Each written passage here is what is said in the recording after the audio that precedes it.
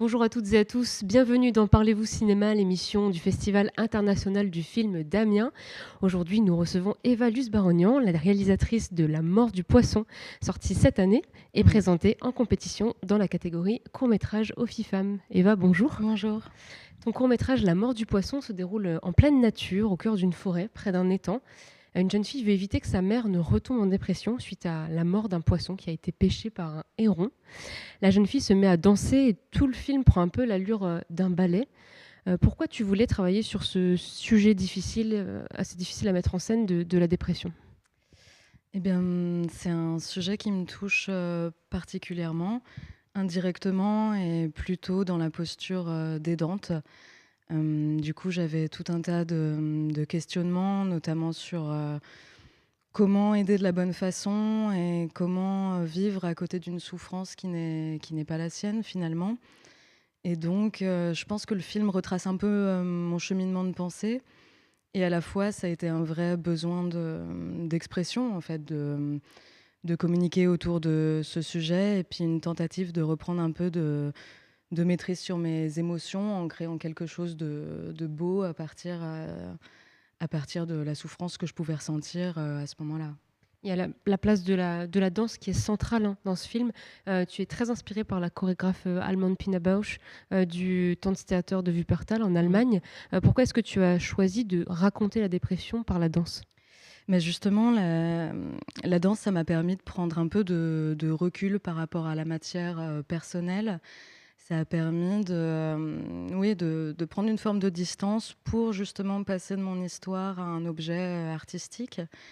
Et puis, j'avais un peu envie d'explorer cette idée d'un corps qui prend le relais quand la parole devient douloureuse, donc ça faisait plutôt sens. Aussi, comme le sujet est plutôt lourd, moi les mots m'apparaissaient un peu vides de sens et donc ça a été un moyen de faire une œuvre, peut-être un peu plus ouverte et plus accessible. Et pour la chorégraphie, tu as travaillé avec des danseurs, danseuses du Ouais. Tanztheater de Wuppertal justement. Comment ça s'est passé cette collaboration? Mais c'était incroyable, vraiment un des plus beaux, moments de ma vie. Moi j'étais très, très inspirée déjà par le travail de Pina Bausch, je le connaissais assez bien. Puis finalement mes producteurs m'ont mis en lien avec 2 danseuses de sa troupe qui ont collaboré avec Pina de son vivant et elles ont complètement, incarné les personnages. Elles se sont appropriées en fait ces personnages-là. Moi, je leur ai transmis une note d'intention pour chaque chorégraphie. J'avais déjà un petit peu animé aussi les danses et donc elles sont parties de ces textes et de ces dessins pour créer les danses. Et du coup, ça s'est passé comment? Elles ont dansé, elles t'ont montré la Ouais, chorégraphie danser, tu l'as adaptée parce qu'il faut dire que ton film, c'est de l'animation, ouais. et ensuite tu as adapté en animation leur danse? C'est ça, en fait, on les a filmés, donc ça a fait, des références qui nous ont aidés après à animer les danses. Moi, j'ai incorporé finalement des morceaux de leur gestuelle, dans le film et puis on les a réinterprétés à l'animation, pour que ça s'insère finalement dans le storyboard que j'avais établi. Pourquoi tu as décidé de faire, de l'animation justement? Parce que, je dessine depuis toute petite, donc ça a toujours été mon moyen d'expression privilégié et quand j'ai réalisé qu'on pouvait en faire son métier, notamment à travers l'animation et donc aller au-delà du dessin en les mettant en mouvement et en racontant des histoires, ça s'est un peu imposé comme une évidence. Justement, donc le film est tout en animation avec des dessins qui apparaissent un peu comme une sorte de pointillisme. Enfin, c'est pas très fluide dans la manière d'être. Il y a un Ouais. petit décalage que j'aime bien, qui fait un peu rétro aussi peut-être. Comment est-ce que tu as conçu ce dessin animé? Qui a travaillé dessus et comment tu l'as conçu surtout? Comment je l'ai conçu en termes Comment tu l'as conçu? de Comment tu l'as pensé peut-être quand tu l'as préparé? Est-ce que tu pensais qu'il allait finir, comme ça? C'était ça le rendu qui était prévu? mmh, Et peut-être aussi quelles sont tes références? Est-ce qu'il ouais. fallait qu'il y ait ce rendu un peu rétro, un peu décalé? Hem Bah, alors oui, alors, ouais, je suis partie de plusieurs, références. Déjà, il y a l'influence de la danse. Je regarde énormément de captations de ballet, donc il y a cette, mise en scène assez frontale, qui pourrait rappeler aussi, des tableaux et je me suis beaucoup inspirée notamment du tableau de Millet, l'Ophélie. D'ailleurs, il y a un plan qui lui fait, vraiment référence et donc c'est là-dedans que j'ai un peu puisé dans ce côté peut-être rétro justement, beaucoup de détails, un espèce de foisonnement, ce qui m'a permis comme le film est muet, c'était aussi une façon d'ajouter un peu plus d'éléments signifiants dans le film, peut-être plus de points de repère, pour les gens. Au niveau de tes références visuelles aussi, je parlais un petit peu de pointillisme. Ouais. Je trouve que les couleurs sont aussi assez intéressantes. Pourquoi ces choix-là et est-ce que tu as des références particulières au niveau visuel? Alors, pas de référence particulière hormis l'observation de la nature. Surtout, je passe vraiment beaucoup de temps en forêt, donc il y a eu énormément un travail de photographie assez important pour prendre des références. Et ensuite, le travail de la couleur qui s'est fait avec Solène Chevalère et Arthur Cato.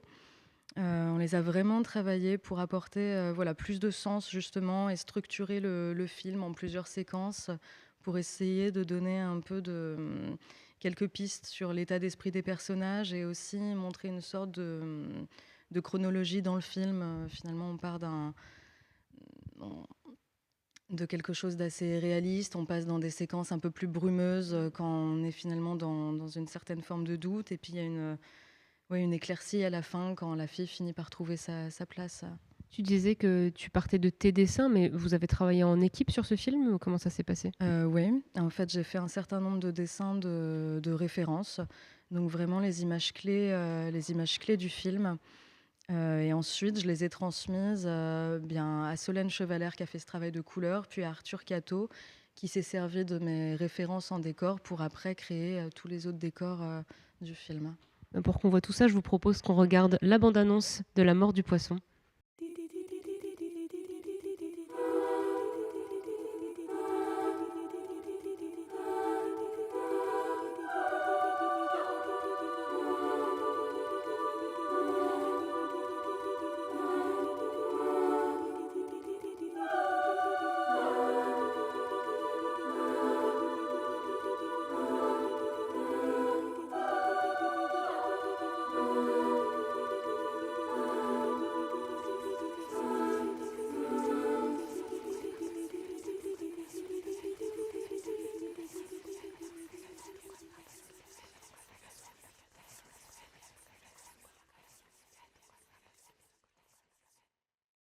Justement, tu parlais de la forêt. Moi, je trouve qu'en tant que spectateur, spectatrice, on a un peu cette sensation aussi d'introspection dans ton film.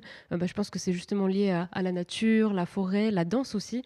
Et il n'y a pas vraiment d'indication de lieu ni de temps précis. On a un peu l'impression d'être dans un lieu et un temps suspendu. Est-ce que tu cherchais aussi à montrer un sentiment d'apaisement au milieu de ce sujet difficile de la dépression? Oui, bien sûr. En tout cas, j'avais pas envie de créer un décor comment dire, qui redoublerait le propos en montrant quelque chose d'assez sinistre, puisque finalement, la dépression, c'est une sorte de voile assez subjectif qui se pose sur le décor, alors qu'en fait, il y a toujours de la vie autour, il y a toujours de la beauté, et puis au bout d'un moment, des fois, on arrive à revoir justement cette beauté tout autour. Donc, garder cette espèce de vie et de nature relativement apaisante, c'était aussi une façon de montrer que l'espoir est toujours un petit peu là. Et il y a la figure du héron qui est très présente. Donc le héron, cet oiseau qui vient manger les poissons, Mm. d'où la mort du poisson, et qui malheureusement voilà, plonge la mer dans la dépression en permanence. C'est lui qui revient voilà, sans cesse. Que représente cet animal dans ton film?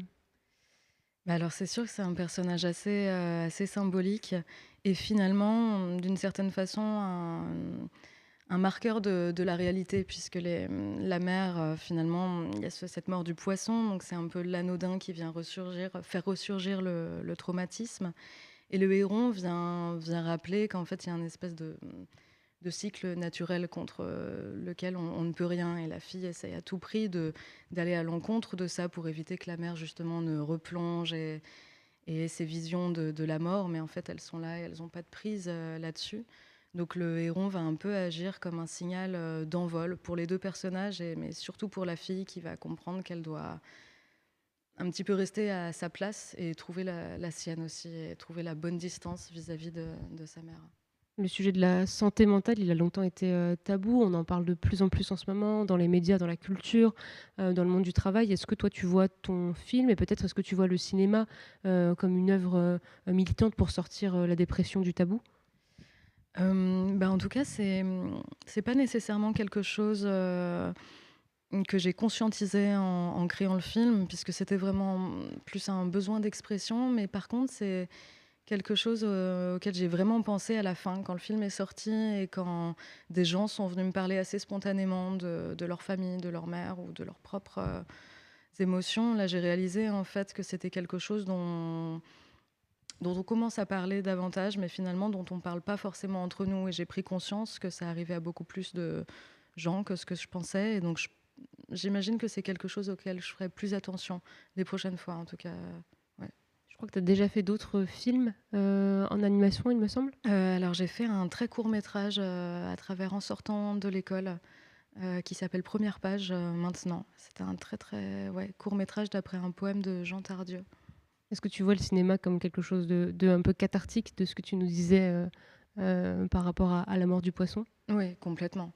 Complètement cathartique, à la fois pour moi et puis en tant que spectateur aussi. Je trouve que le cinéma, ça apporte énormément. C'est vraiment des clés de compréhension du monde. Et puis on se sent moins seul aussi. Je trouve que même à travers les festivals, justement, c'est l'occasion d'échanger autour des propos abordés. Et ça, je trouve ça vraiment très beau. D'où vient ton intérêt pour l'animation? Euh, En fait, très jeune, vu que je dessinais, j'ai regardé beaucoup de dessins animés.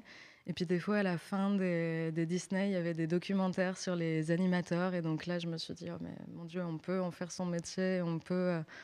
Enfin, j'ai compris en fait ce que c'était que mettre en mouvement des dessins les uns après les autres. Et c'est vraiment ce qui m'a donné envie d'utiliser ce médium pour moi aussi raconter mes propres histoires.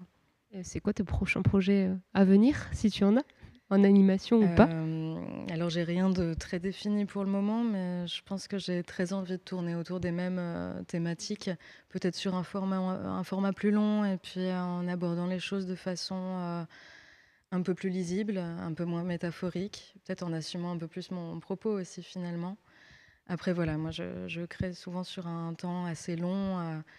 Et puis je trouve que c'est une chance de pouvoir faire du cinéma, donc j'ai envie d'être sûre d'avoir un propos qui est communicable et qui fait du sens pour d'autres gens que moi. Bah, écoute, merci Eva. Merci. Je rappelle que ton film est en compétition officielle en court-métrage au FIFAM cette année. Vous pouvez retrouver tous les épisodes de Parlez-vous cinéma sur le YouTube du FIFAM. À la prochaine!